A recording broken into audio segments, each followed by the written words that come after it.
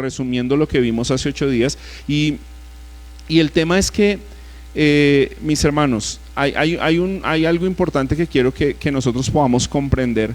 Y es que cuando hablamos de estos temas estamos hablando de cosmovisión bíblica o de cosmovisión cristiana. La palabra cosmovisión es una palabra compuesta, cosmos del griego, que significa o traduce mundo, y visión, pues visión, que querrá decir algo así como la forma como vemos el mundo. Ahora la pregunta es, ¿cómo deben ver o cómo debemos ver los creyentes el mundo?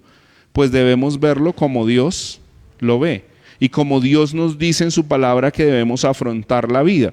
Recuerden, mis hermanos, que el tema que vamos a empezar a profundizar es acerca de la iglesia local, pero sobre todo con relación a la familia. ¿Cuál es el rol de la familia en la sociedad, de la familia cristiana? Porque todo el mundo reconoce que hay familia, pero nosotros estamos enfocados en la familia cristiana. Y entonces en esta idea mencionábamos que en la cosmovisión cristiana lo que la Biblia nos quiere mostrar es que Dios es el que ha puesto las normas, Dios es el rey. Dios es el que ha establecido los códigos, las conductas, y el rey tiene unos súbditos que somos nosotros, y nosotros ¿qué debemos hacer? Obedecerle. Ahora, Dios creó todo en perfecta armonía, y eso es algo que quisiera conectar hoy. Si usted quiere tomar nota de esto, cuando Dios creó todo, el rey, que es rey y gobernador, y estableció las cosas, las estableció en perfecta armonía. A mí me gustaría que alguien que tenga idea, si de pronto algún músico nos ayuda, ¿cómo podemos definir armonía? ¿O qué se viene a sus mentes cuando hablamos de armonía? Y luego yo quiero poner eso, aunque los voy a mencionar, creo que los podemos poner ahí en el ¿cierto, Abner? ¿Es posible? Sí. ¿Sí es posible poner la fotico? Sí, de las que le envié, son 2. Ok, entonces pregunto, ¿qué entienden, hermanos, por armonía? Cuando usted habla de esto es armónico o tiene armonía, ¿qué se viene a sus mentes? A ver, Juan Carlos. ¿Qué es complemento?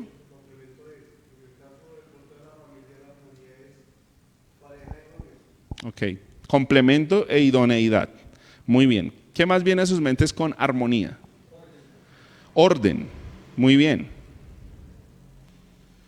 Si no hay orden, uno ya no habla de armonía. ¿Qué más? ¿Cómo? Fluidez. Sincronización.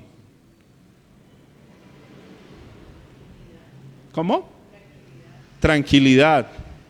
Una armonía así como de Beethoven. No, Beethoven no era tan tranquilo, como de Juan Sebastián Bach. Es más tranquilo, ¿cierto? ¿O recuerdan a un pianista que se hizo famoso en los 90? Richard Clayderman. ¿Sí? Usted escucha ese tipo de cosas y como que le produce tranquilidad y le produce paz. La armonía es un término muy musical.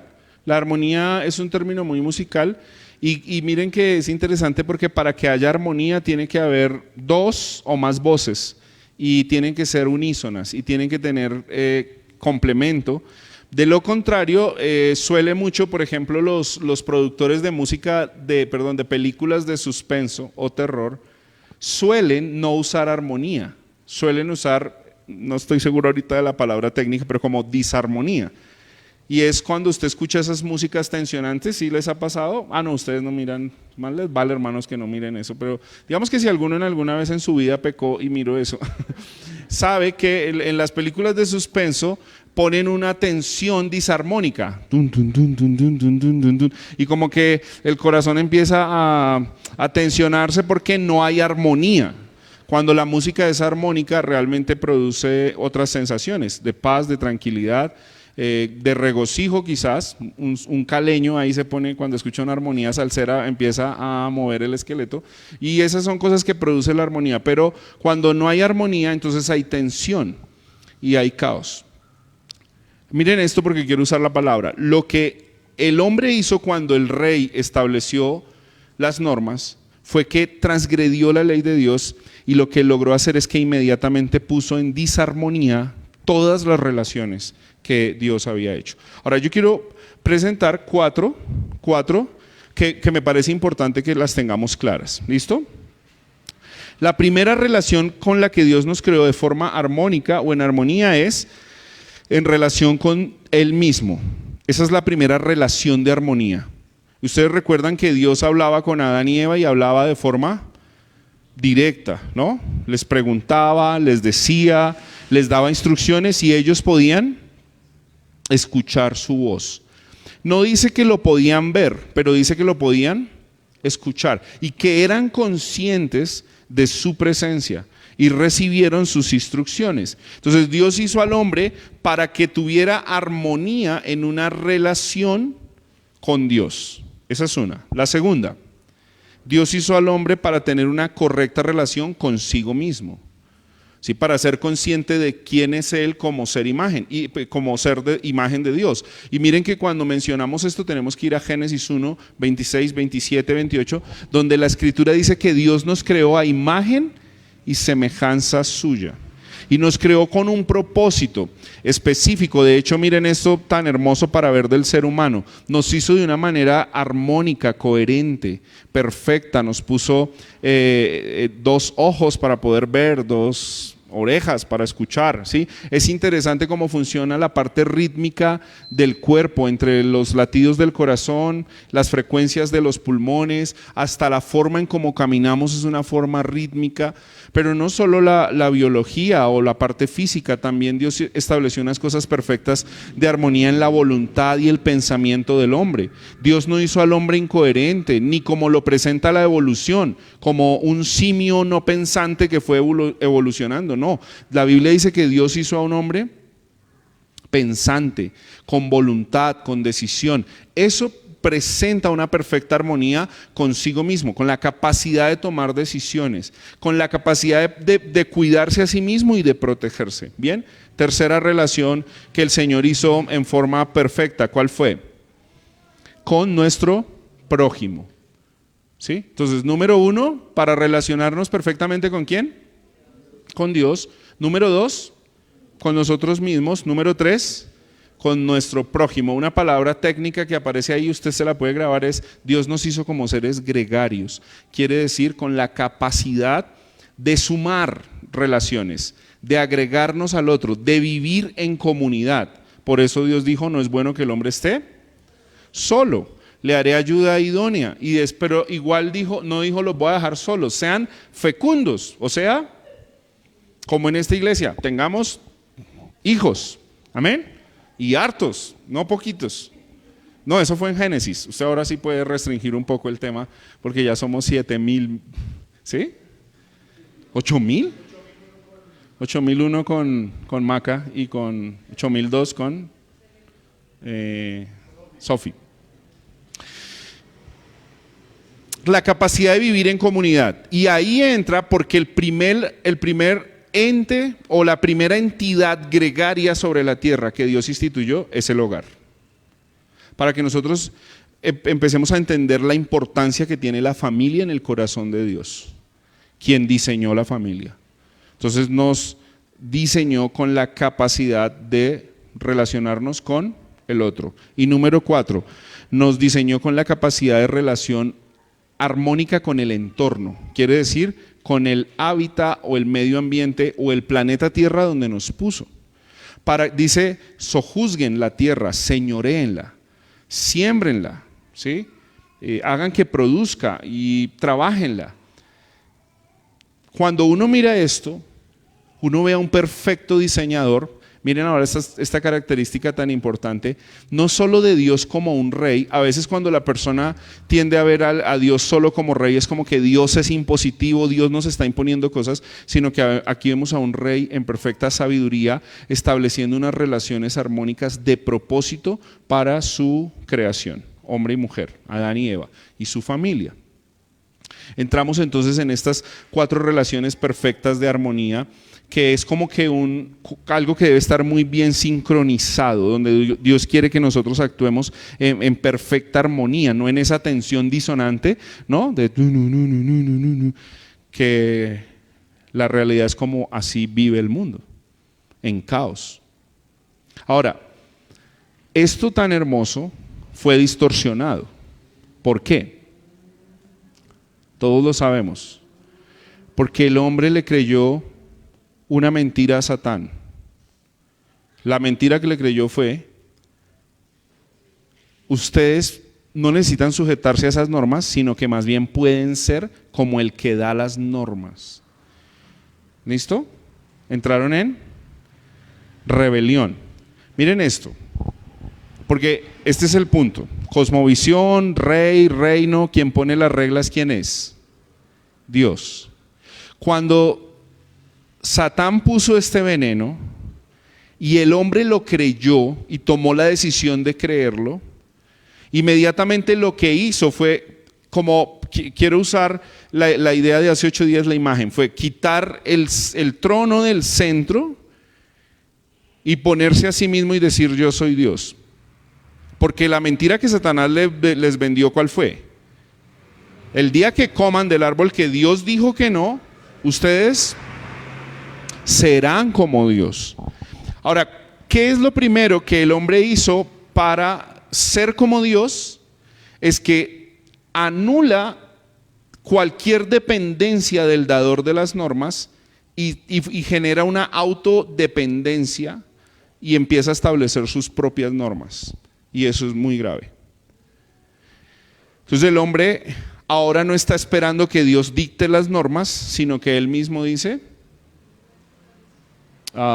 hagamos nuestras normas.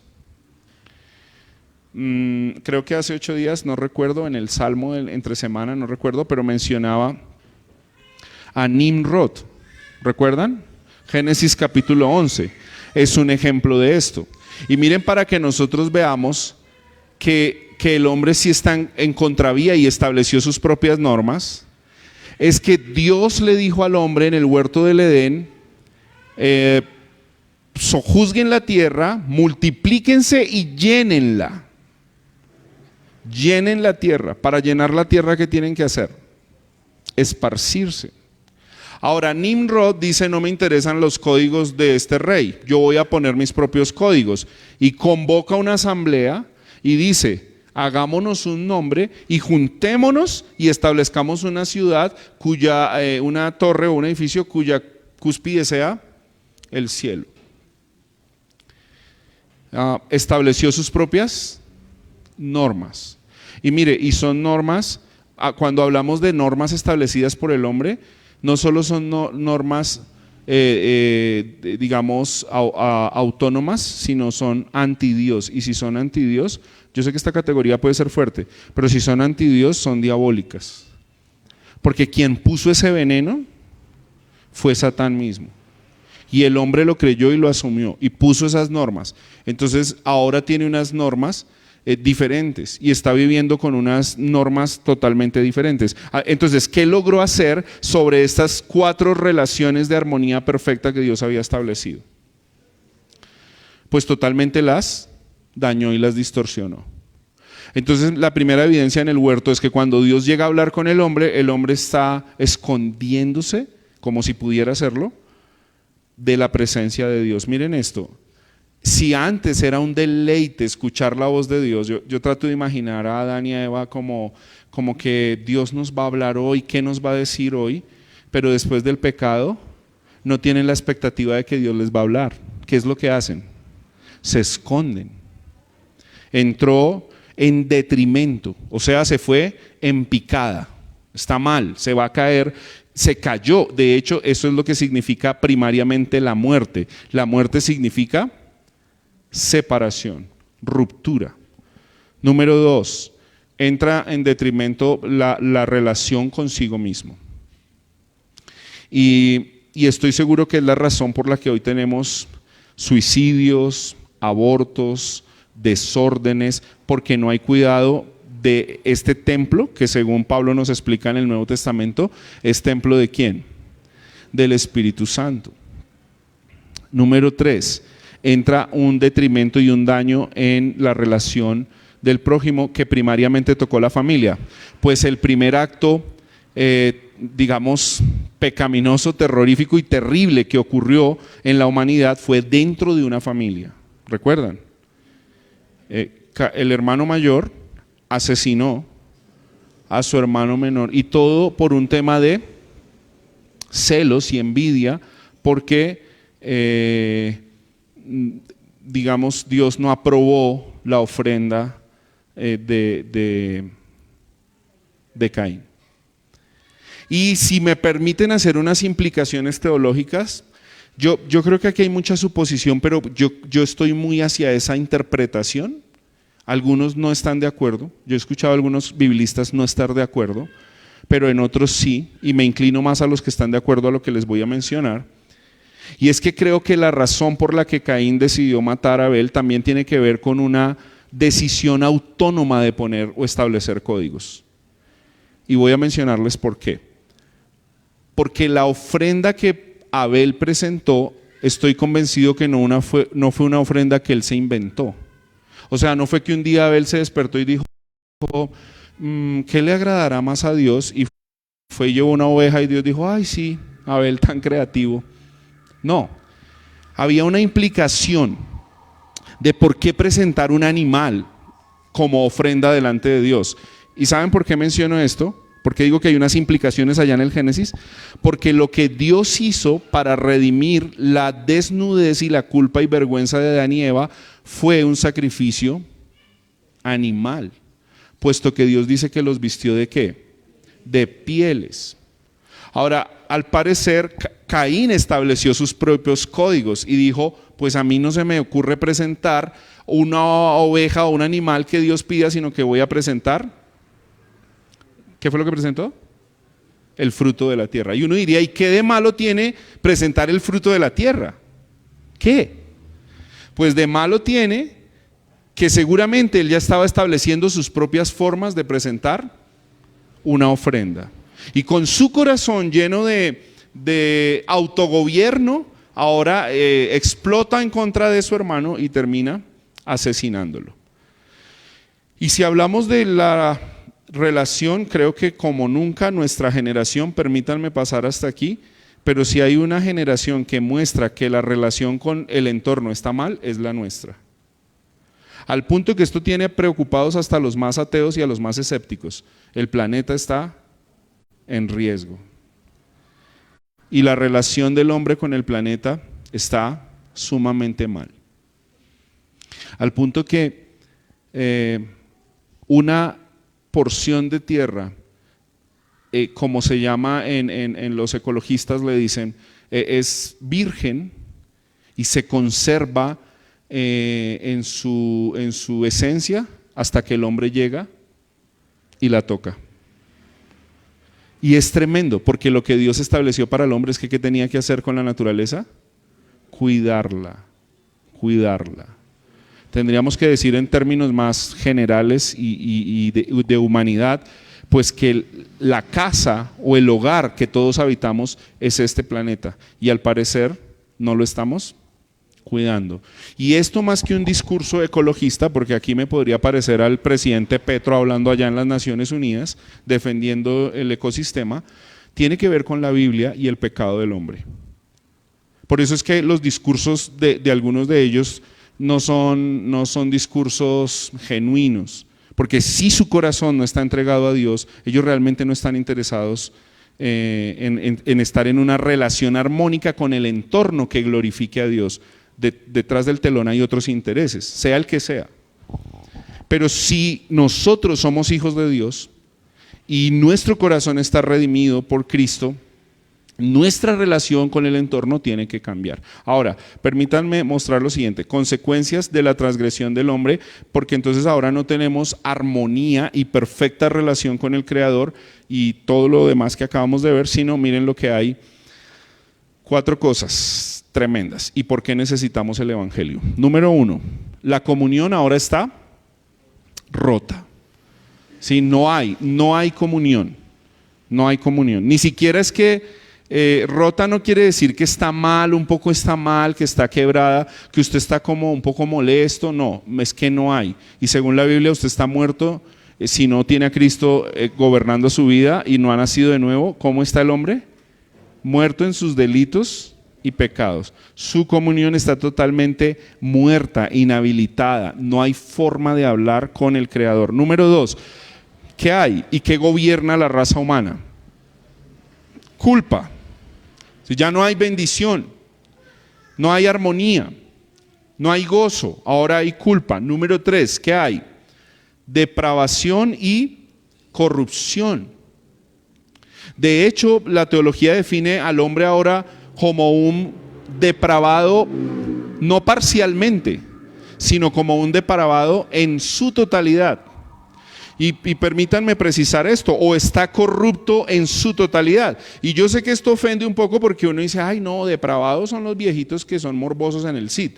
No, según la Biblia, todo ser humano está corrupto y totalmente corrompido, ¿sí?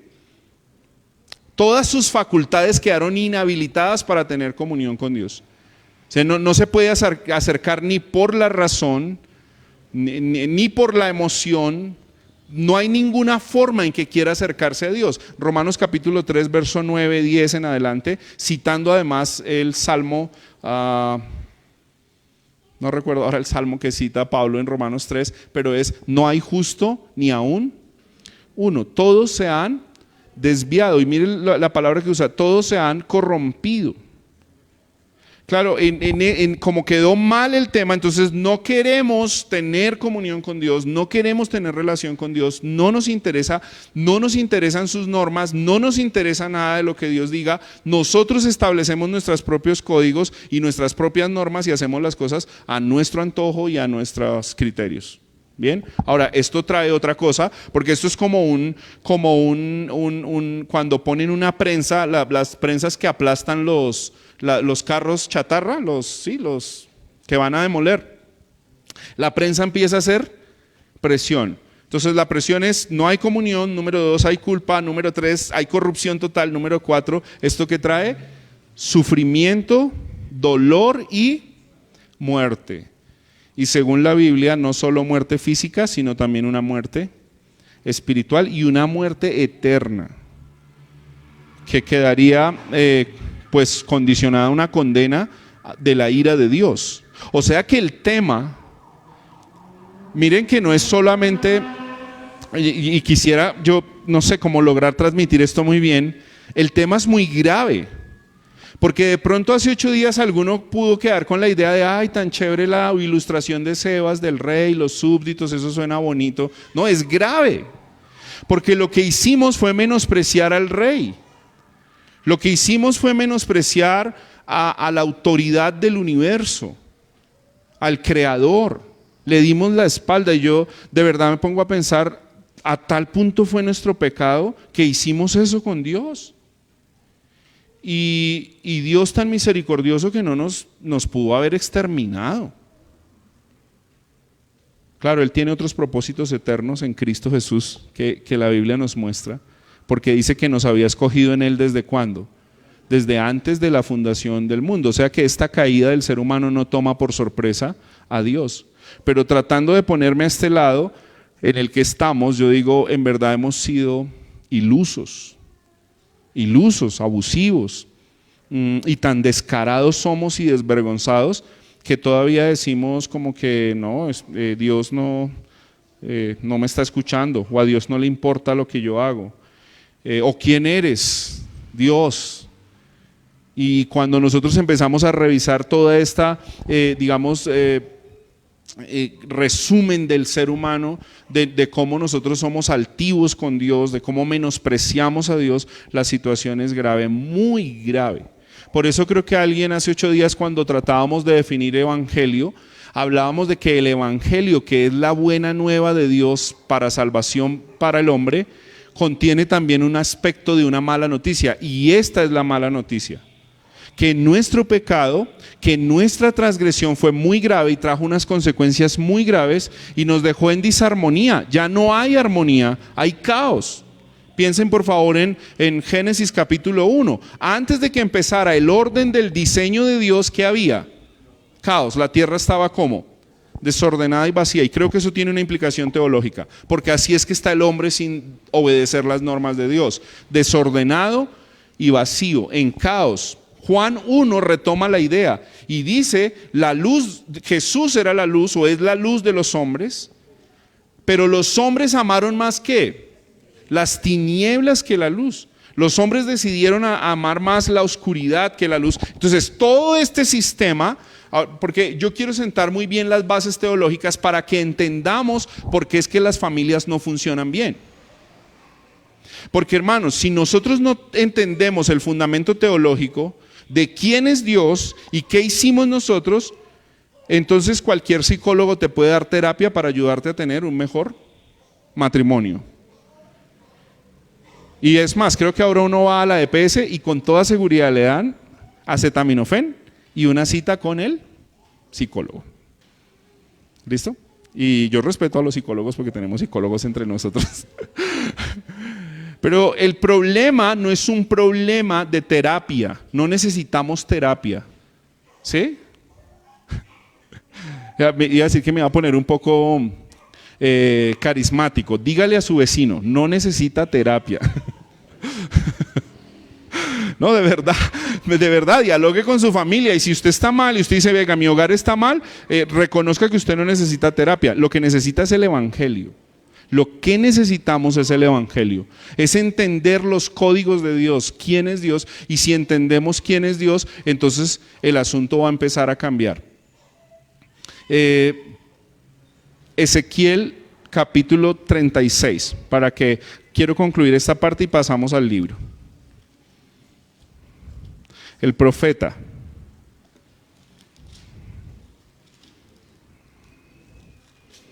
Ezequiel capítulo 36,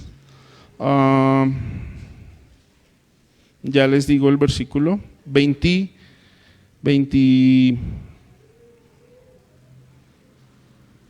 Voy a leerlo desde el 22. Este es un diálogo de Dios con su pueblo a través del profeta.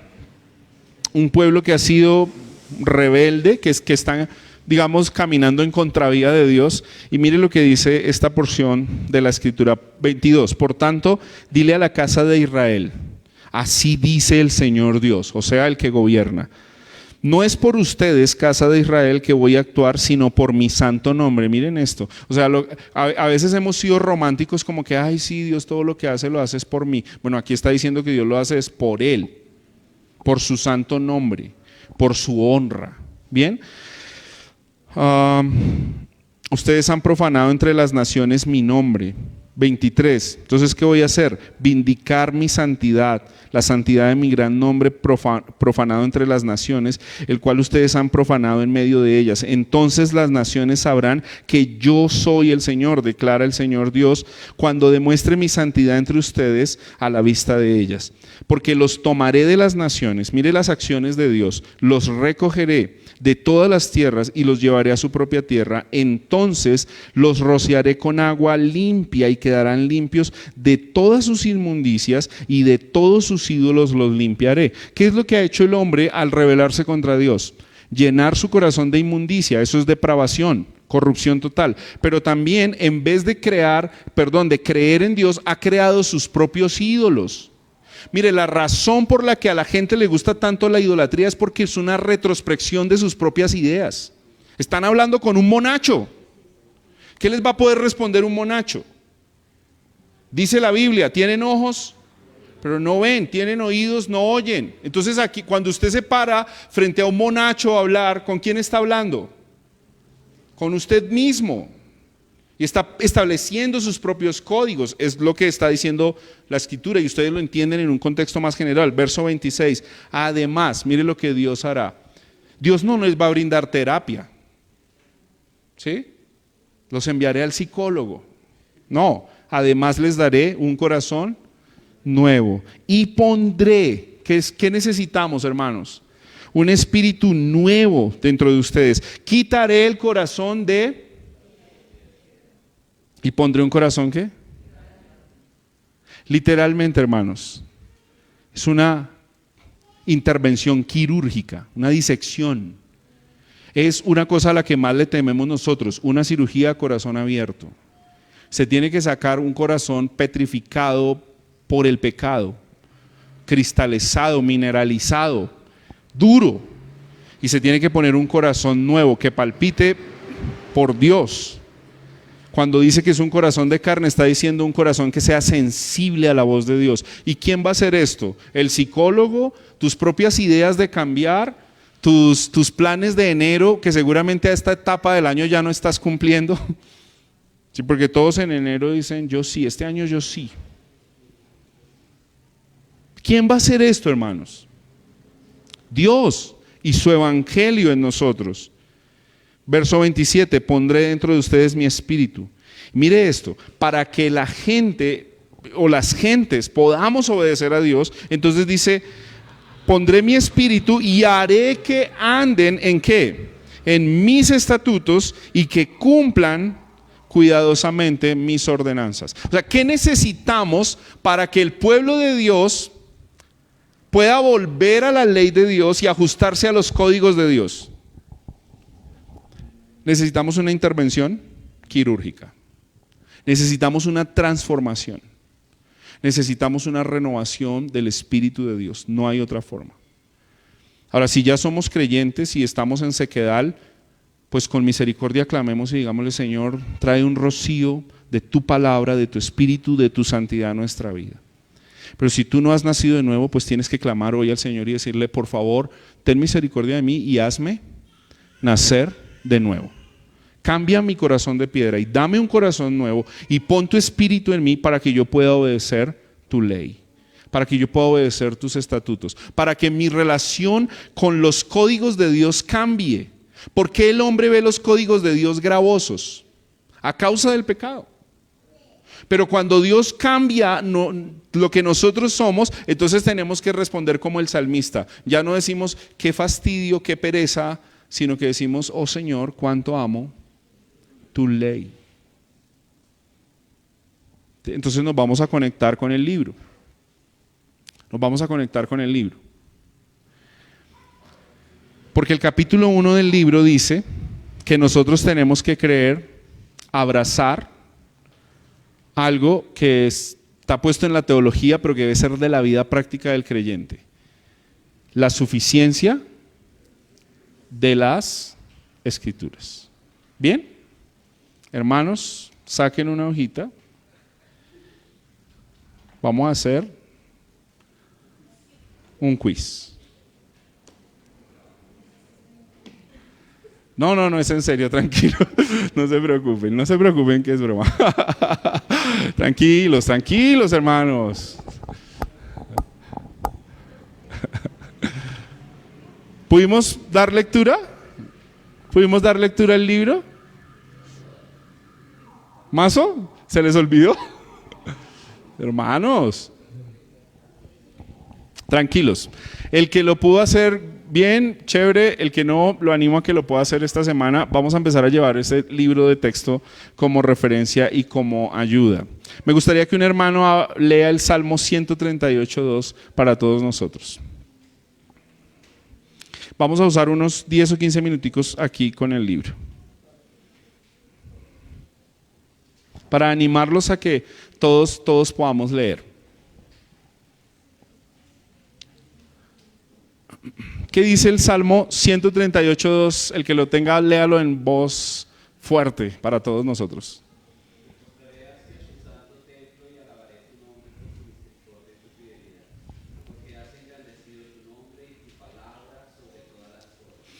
Bien, miren esto tan lindo, este salmo es clave, porque hemos venido hablando del rey y el engrandecimiento de su nombre. De hecho, acabamos de leer que en Ezequiel, si hay algo que él hace, lo hace en honor a su propio nombre y a su santidad. Pero este salmo dice que hay dos cosas que Dios ha engrandecido, o sea, Dios ha puesto sobre una categoría superior a todo lo demás. ¿Cuáles son esas dos cosas? La palabra y su nombre. Ahora, Dios ha puesto a la Biblia en esa categoría, o la palabra de Dios en esa categoría, y yo pregunto si tú también como creyente tienes en esa categoría la palabra de Dios. O sea, si la has puesto ahí. Creo que hace 8 días quería dejar una tarea reflexiva y una pregunta, ¿sí o no? ¿La hice? ¿Cuál era, Juanca?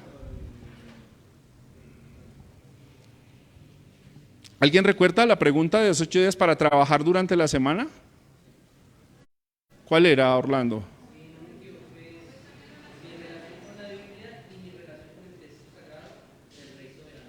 Muy bien, muy bien. ¿Cómo está mi relación con el texto sagrado del Rey soberano del universo?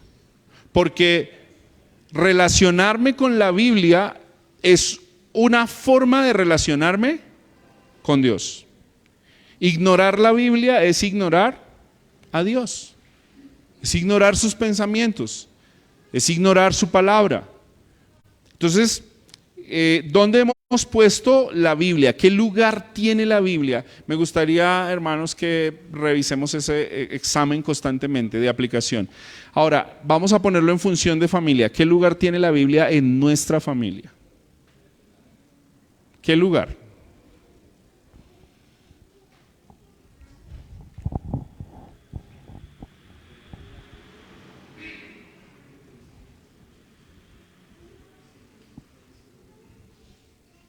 Les voy a compartir una foto de unos hermanos puritanos del siglo XVI. Hermano Abner, ¿me ayuda a compartirla, por favor?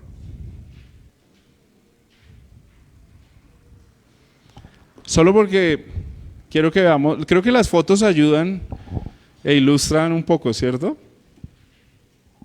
Unos hermanos puritanos del siglo XVI que muestran su relación con la Biblia. Yo solamente quiero animarlos para que respondamos en este examen cómo está nuestra familia con relación al texto sagrado.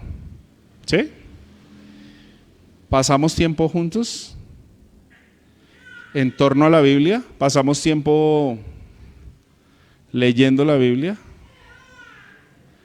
El día viernes creo que hubo una pequeña reunión de los sobrinos y entonces aproveché para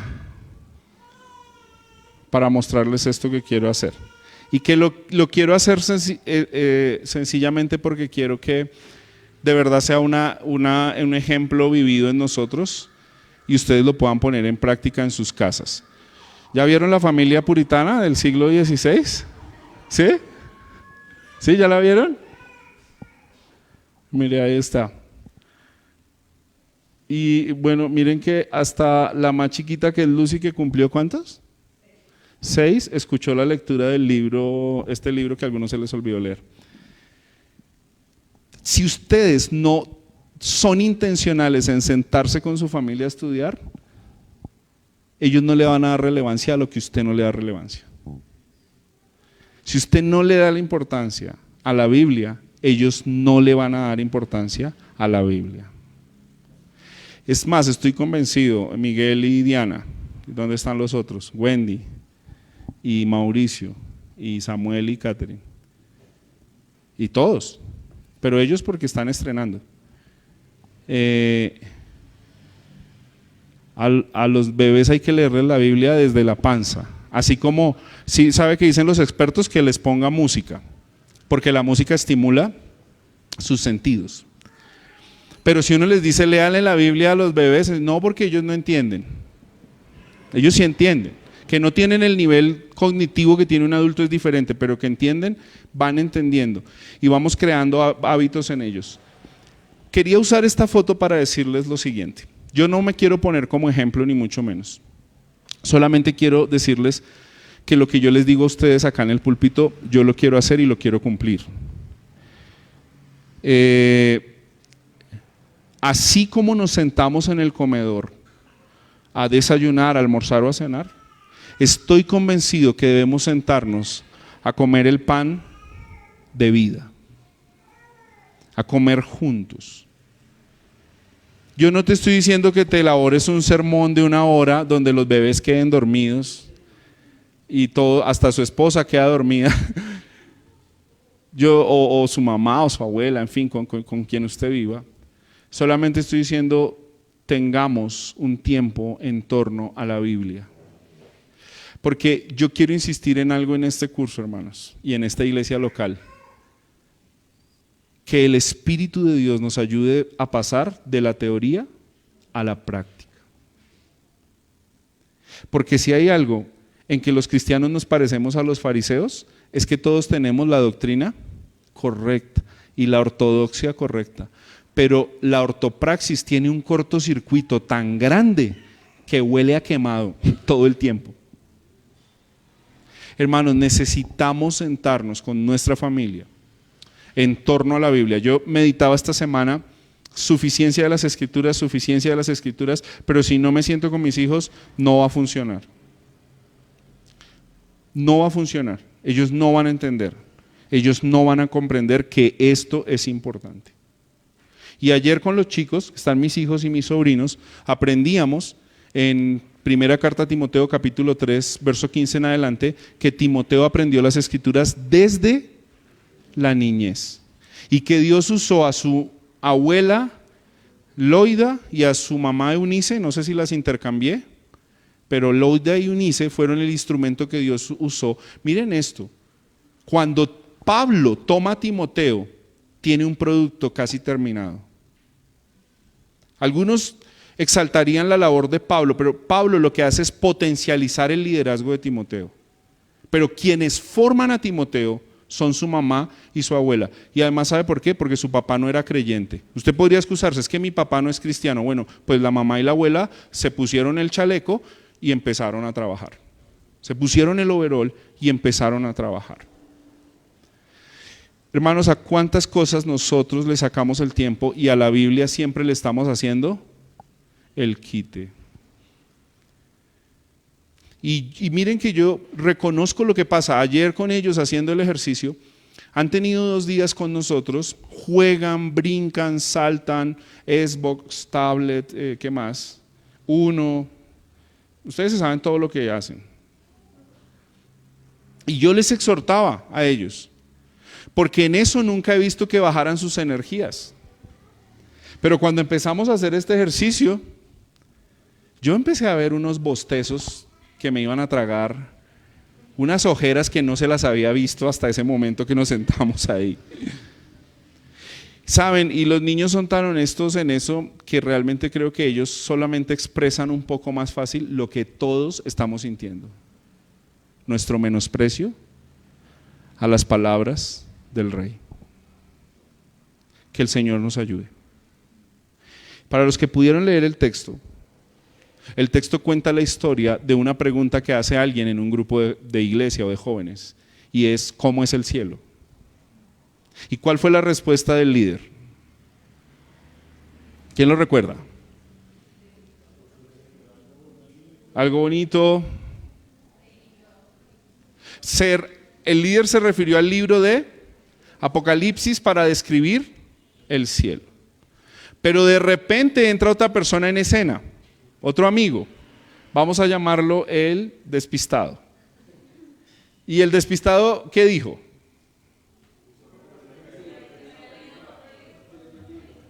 Que él había ido a un show de una persona que se está haciendo famosa porque escribió un libro acerca de una experiencia que él tuvo. ¿Cuál fue?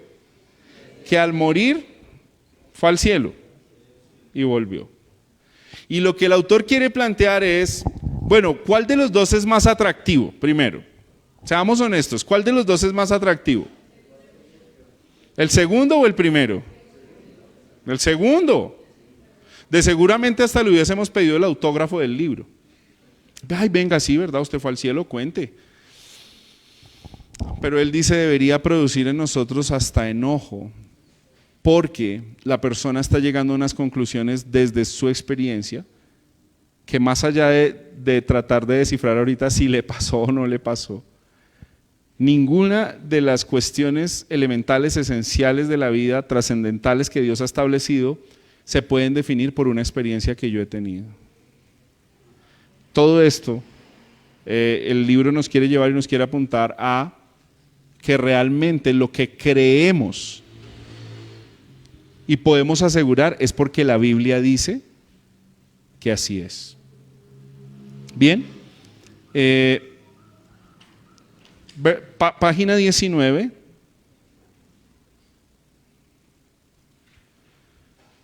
Dice que también deberíamos responder a otras preguntas desde la Biblia. ¿Cuáles son esas preguntas? ¿Cuál debería ser nuestra estrategia en un ministerio juvenil en la iglesia?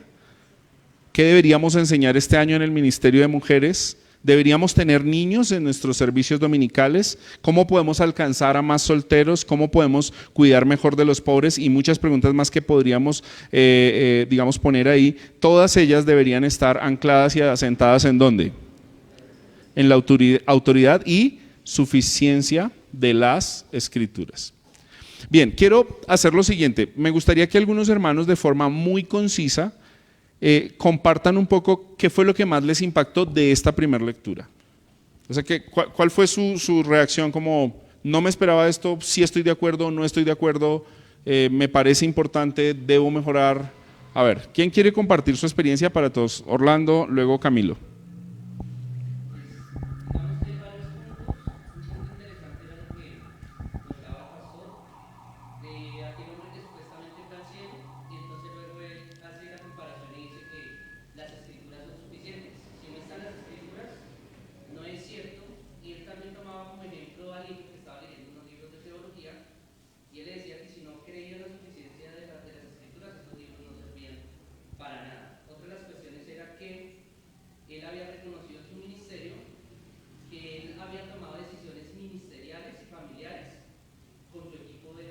Ministerial, pero desde, digamos, desde su concepción humana, que había dejado las escrituras a un lado y que cuando se trataba de teología sistemática, entonces ahí sí la Biblia, la teología, y en fin, ahí sí la Biblia, pero que había dejado la Biblia a un lado. Entonces la idea era retomar el Espíritu de Dios para volver otra vez a la Escritura. Muy bien, y creo que esa es una muy buena reflexión para todos.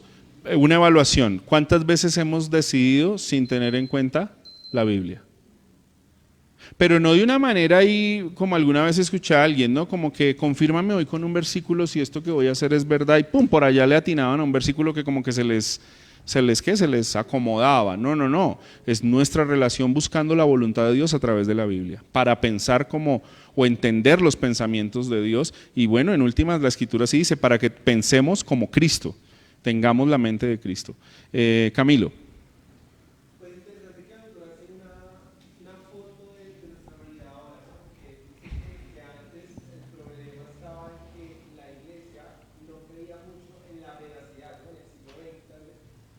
XIX.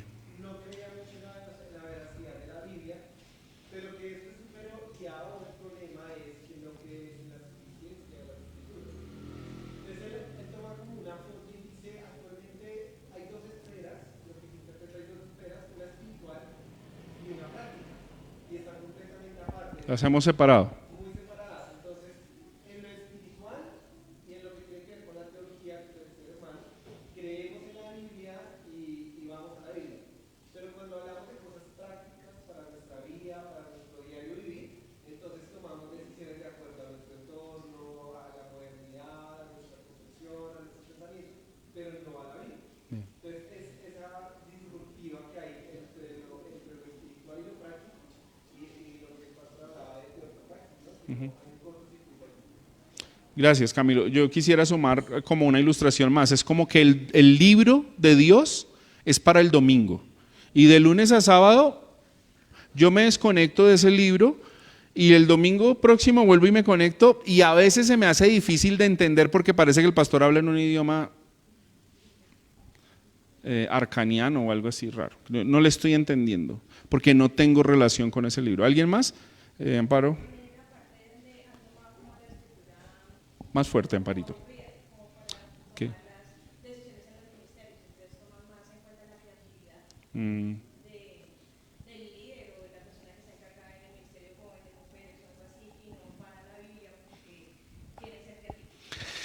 Excelente. Tanto en la iglesia como en la familia, antes que creatividad, necesitamos fidelidad. Fidelidad al texto bíblico. La innovación no es algo de la Biblia. La innovación es para las empresas. Las empresas sí necesitan innovación. La Biblia es suficiente. ¿Quién más? Juan Carlos, luego Sergio. Súbale el volumen, Juanca, para todos.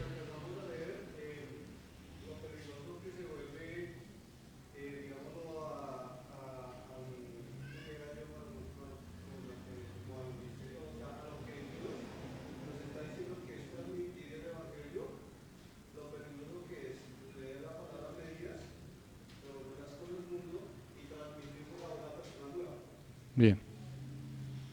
Claro, bien. O sea, si yo no tengo claridad del evangelio y lo que hago es una mezcolanza entre mundo y Biblia, pues voy a transmitir un evangelio alterado, que según Gálatas 1 es grave, porque eso trae maldición a la vida.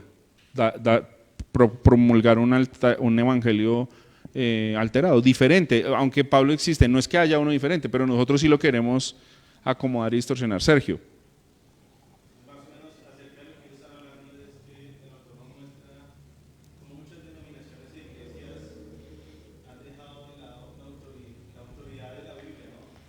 Sí.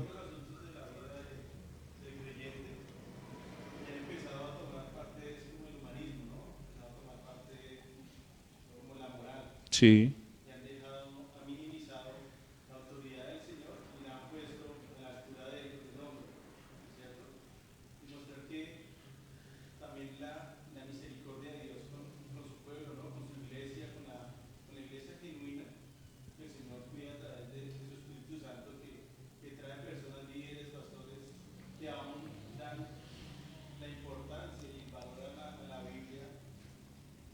Uh-huh.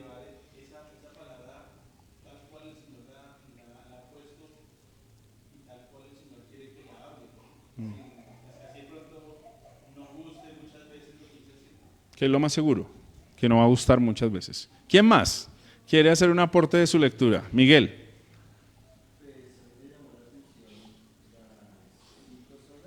Ajá.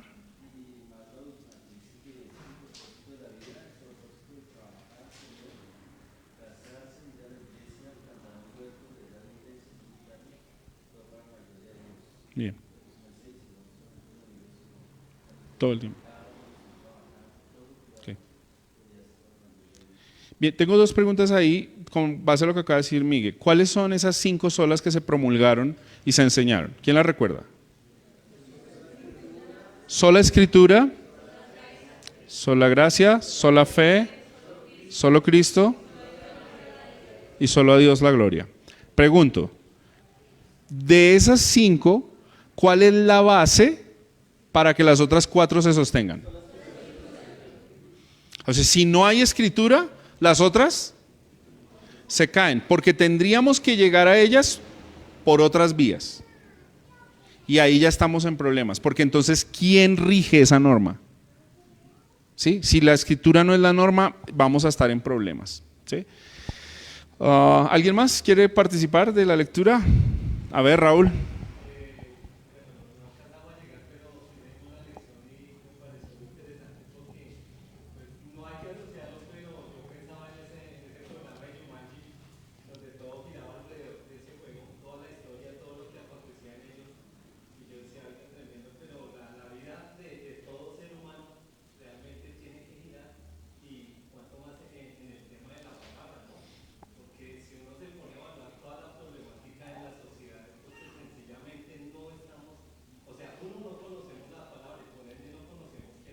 Uh-huh.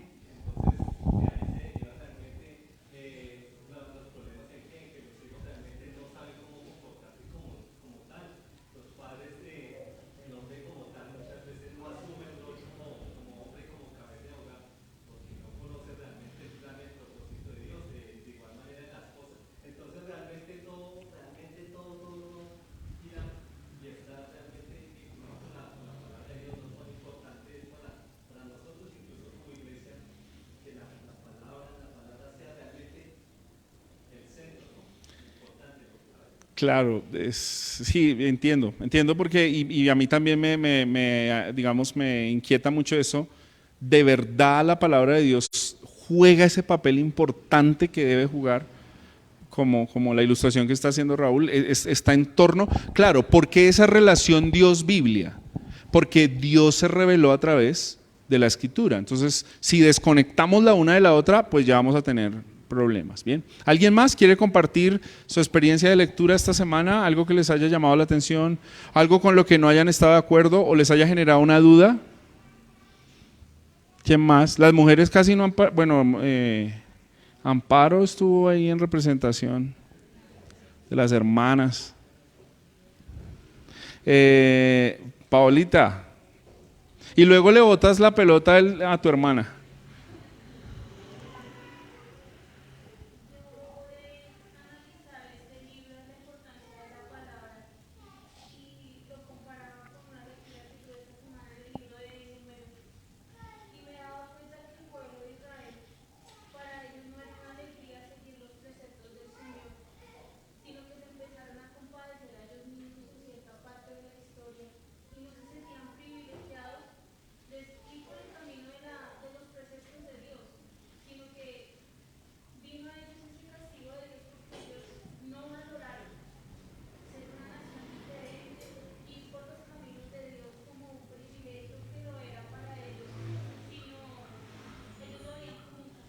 Mm.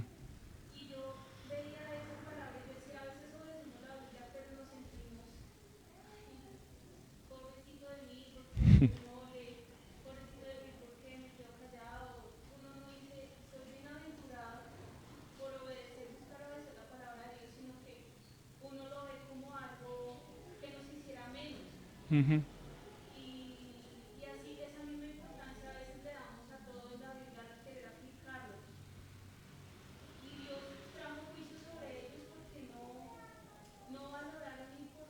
Mm. Ujú.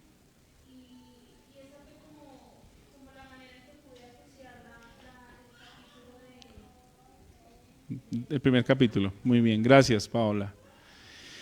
Bien, ¿alguien más quiere, Yoli?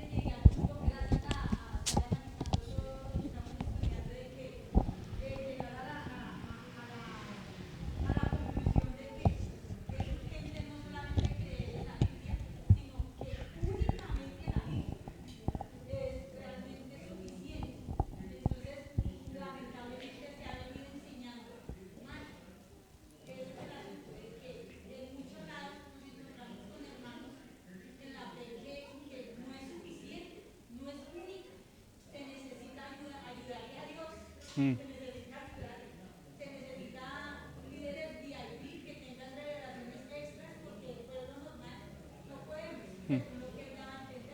Mm. Y quizás eso refleja un escenario muy global de la iglesia de hoy. En relación a lo que dice la hermana, es muy cierto porque el libro decía que el ataque demoníaco o de Satanás siempre ha estado con esas iglesias que no cuidan de la palabra de Dios. Entonces las sumergen en total tinieblas y comienzan a cometer herejías, blasfemias y ese tipo de cosas.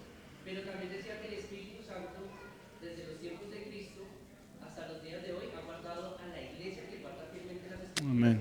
y les da como un candelero de luz. Es decir, siempre los tiene iluminados Amén. y guardan fielmente las escrituras. Amén. Entonces es sumamente importante guardar con fidelidad la escritura. Amén. Una última pregunta y terminamos. ¿Quién quiere ayudarnos para todos a definir? Porque estamos hablando todo el tiempo de la suficiencia, la suficiencia, la suficiencia, y es bueno que quede claro. Y lo vamos a estar trabajando más tiempo. ¿Qué quiere decir la suficiencia de las escrituras? ¿O qué quiere decir que la Biblia es suficiente? O sea, ¿cómo entiendes eso?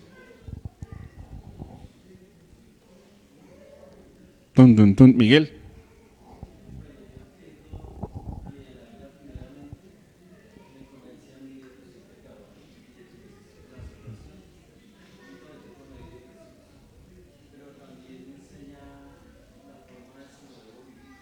Muy bien.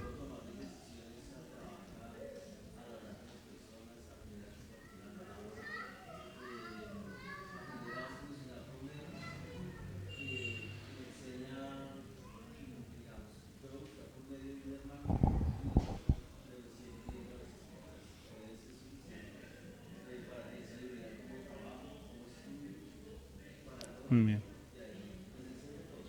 Bien, entonces, bien, ¿escucharon la definición de Miguel? Creo que es acertada. La Biblia entonces me redarguye de pecado, pero también me dice cómo debo vivir. Y cómo debo vivir en todos los aspectos de mi vida. Dicho de otra manera, si hay algún área en la que yo quiero no dejar que la Biblia entre, o creo que la Biblia no tiene nada que decirme, entonces estoy diciendo que la Biblia no es suficiente. ¿Sí? Yo hacía una ilustración, no recuerdo, pero le estaba compartiendo con alguien en estos días. Es como que en la casa normalmente hay un cuarto que llamamos el cuarto de San Alejo. ¿Y qué hacemos en ese cuarto? Pues todas las cosas de San Alejo se guardan ahí. Entonces recordaba que es como cuando uno está con los niños y la casa está desordenada y de repente una visita le avisa a uno que está por llegar. Entonces uno no tiene tiempo a arreglar. ¿Y qué hace uno? Abre uno el cuarto de San Alejo y todo entra allá. ¿Cierto que sí? ¿A alguno le ha pasado eso? Y cierra uno el cuarto con la llave y se la traga. Y cuando llega la visita uno ya arregló la alfombra, la sala, el lugar bonito y uno muestra ese lugar. ¿Qué pasaría si la visita de repente se le ocurre decirle a uno, ven, me dejas ver ese cuarto que está cerrado? Pues uno no quisiera ni lo va a abrir. Yo solamente quiero usar esa ilustración porque me parece que a veces la relación del cristiano con la Biblia es esa. Como que estos lugares, me interesa que la Biblia me diga algo. Por ejemplo, la economía. La Biblia es un libro de sabiduría y seguramente si yo le presto atención, yo seré una persona exitosa económicamente. Pero si la Biblia me dice cómo manejar mi sexualidad, entonces yo cojo mi sexualidad, abro el cuarto de San Alejo, guardo mi sexualidad, cierro las llaves y le digo a la Biblia, aquí no entras. Que la corrección a los hijos, me interesa más lo que dicen los psicólogos del siglo XXI, me interesa más lo que dicen las nuevas modalidades de corrección en casa y lo que dice la Biblia no me interesa. Esos ejemplos prácticos hacen ver que entonces yo o no estoy entendiendo o no quiero abrazar la suficiencia de las Escrituras. Bien, vamos a concluir. Si hay alguna inquietud, creo que podemos tener comunicación abierta para no dejar esas dudas y podamos avanzar. Vamos a esta semana, hermanos, el que no tenga el documento, por favor, ahorita al terminar acérquese, pídalo para que pueda tener una copia del documento y podamos todos estudiarlo. Vamos a leer esta semana página 31 a la 42. ¿Listo? Capítulo 2. Capítulo 2, página 31 a la 42. ¿Listo? ¿Todos? ¿Ya escribieron su tarea? Igual yo la voy a poner en el WhatsApp para que no la olviden, hermanos. ¿Listo? Bueno, vamos a orar. Vamos a tener un tiempito de receso, de tomar, yo creo, una aromática, de saludarnos y luego empezamos nuestro tiempo de adoración. Empezamos el culto. ¿Listo? Oremos un momento. Señor, gracias por tu palabra. Gracias por usar a otros hombres para escribir y hablarnos algunas cosas importantes de la Biblia, del reino de Dios. Ayúdanos, Señor. No en ninguna manera haya orgullo en nosotros porque esta semana sí leí la Biblia o sí hice mi tarea, sino todo lo contrario, siempre servir con humildad. Y si alguno de nosotros estuvo desanimado o muy ocupado, ayúdanos esta semana por tu gracia a poder tener un tiempo importante para dedicar a este estudio y podamos ver beneficio en nuestra vida, en nuestro hogar, en la iglesia local. En Cristo Jesús oramos, damos gracias. Amén.